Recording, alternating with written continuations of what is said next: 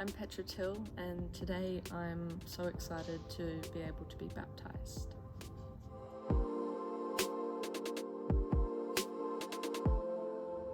For anyone who doesn't know me, I'm Petra. Up until a couple of years ago, I've always been on the fence about God. I'd always nearly jump over into his garden, but something would always make me think twice and decide not to. Most of my life I've believed in God, but I just never could commit to him. Most of the time I would pray to God if I wanted something, like he was a genie in a bottle.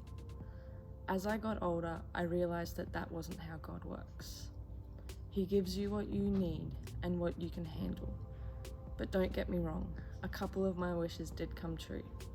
It never was when I wanted, and always at unexpected times of my life. Yet it has always been when I needed those things the most. I can't help but laugh because I'm making God sound like he's a really bad Santa Claus. As I got older, my prayers became lesser and lesser. I fell in love with science, which eventually led me to abandoning God because I believed that I couldn't love God and science at the same time. I later discovered that I was wrong and that abandoning God wasn't the right answer after all, even if the people around me didn't believe. I think it's hard to explain the feeling of God in your life to someone who doesn't believe.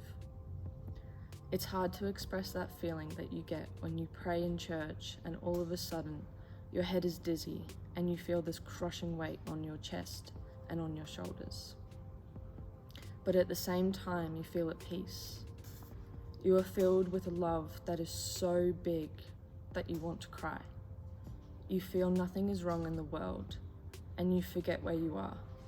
And then the pastor says amen and you remember where you are because you are just so consumed by the feeling that you forget about everything about the present. That feeling is the reason why I chase God. That love that I feel in that small moment is so addictive, and you know that it is only a small amount of God's love for you. God's love is so overpowering to me that I want to cry. Why wouldn't I want to feel something as powerful as that? The truth is, I believed in God, but never done anything to follow in the path that God had laid out for me. Since I've decided to follow God again, I have felt him trying to guide me on the right path, whether I pick the right path or not. I know that if I choose the wrong way or find myself lost, I know that God will help me to get back on the right path. I don't like the term, are you going to be a sheep your whole life? But in this case, I think it fits perfectly.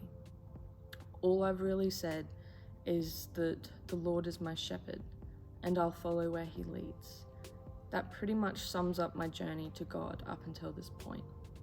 All that's left now is the baptism. At first, I wanted to be baptized because I thought it was being the next step of being Christian. Now I think it's much more than that. I think that it's about showing God that I'm finally over the fence in his garden, following his path that he has made for me, leading me to his house.